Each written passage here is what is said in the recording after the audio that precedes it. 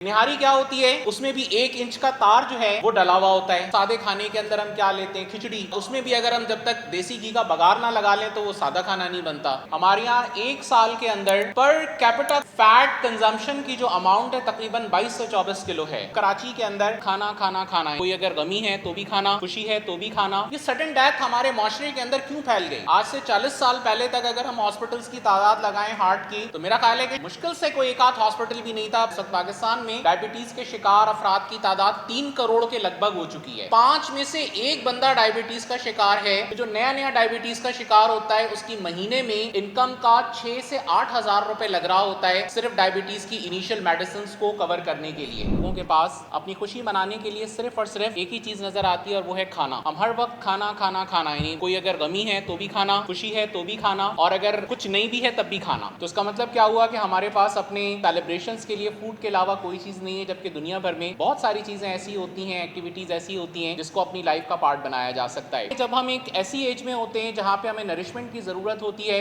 उस वक्त हमारे पास शायद पैसे नहीं होते, और जब हमारे पास पैसे आते हैं तो उस वक्त हमारी सेहत इजाजत नहीं देती और हम वो सारी चीजें इस्तेमाल कर रहे होते हैं जो किसी भी तौर पर सेहत के लिए फायदेमंद नहीं है। उसमें WHO की अगर हम एक रिकमेंडेशंस देखें तो 4 चीजों के हवाले से बड़ी वाज़ेह तौर पे जो है गाइडलाइंस मौजूद हैं। शुगर, सॉल्ट, सैचुरेटेड फैट और ट्रांस फैट, ये 4 चीजें हैं जिसने इस पूरे के पूरे हमारे कल्चरल एनवायरनमेंट को, पूरी दुनिया के फूड एनवायरनमेंट को एक तरह से कह लें कि डिस्टर्ब करके रखा हुआ है। डायबिटीज का जो हमें in terms of financial compensation देना पड़ रहा है वो तकरीबन कोई $7 अरब के करीब बनता है, जो पाकिस्तान की इकोनॉमी पे एक बोझ है। हम एक ऐसी कौम बन चुके हैं जो सिर्फ और सिर्फ फैट पे रिलाय करती है। हमारे यहाँ 1 साल के अंदर फैट कंजम्पशन की जो अमाउंट है तकरीबन 22 से 24 किलो है। पर कैपिटा कंजम्पशन अंदाजा लगाएं जिस कौम के अंदर 22 से 24 किलो, और ये data state bank of Pakistan का है, तो आप अंदाजा लगा सकते हैं कि स्टेट बैंक के इस डाटा के जरिए से अगर 22 से 24 किलो हर फर्द खाना खाने के अंदर फैट कंज्यूम कर रहा है, तो इसका मतलब क्या है कि हम में से हर शख्स जो है वो एक एक्स्ट्रा अमाउंट ऑफ फैट ले रहा है, एक्स्ट्रा अमाउंट ऑफ एक तरह से कह लें कि पे कर रहा है अपनी लाइफ का भी और अपने हाउस होल्ड का भी, और नतीजे में क्या ले रहा है? बजाय एक हेल्दी लाइफ स्टाइल के एक बैड लाइफ स्टाइल मिल रहा है, डिजीज हमें साथ मिल रही हैं जिसके ऊपर एक बड़ा खर्चा है। एक सादा सा अमाउंट अगर लेंगे, अगर एक नया शख्स कोई डायबिटीज का शिकार हो जाता है, इस वक्त पाकिस्तान में डायबिटीज के शिकार अफराद की तादाद 3 करोड़ के लगभग हो चुकी है। पाकिस्तान टॉप 10 के अंदर नंबर 2 पर आता है डायबिटीज में। 5 में से 1 बंदा डायबिटीज का शिकार है।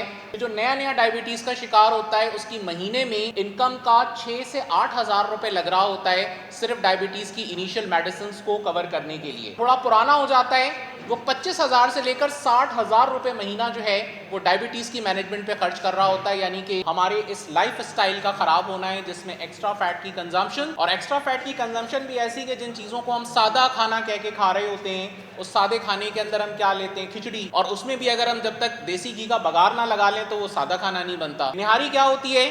उसमें भी 1 इंच का तार जो है वो डला हुआ होता है। आप अपनी लाइफ के अंदर जो है किसी भी वक्त दिल पकड़ते हैं और पता ये चलता है जी हार्ट अटैक हुआ, हार्ट फेलियर हो गया और सडन डेथ हो गई। ये सडन डेथ हमारे माशरे के अंदर क्यों फैल गई? आज से 40 साल पहले तक अगर हम हॉस्पिटल्स की तादाद लगाएं हार्ट की, तो मेरा ख्याल है कि शायद मुश्किल से कोई एक आध हॉस्पिटल भी नहीं था कराची के अंदर।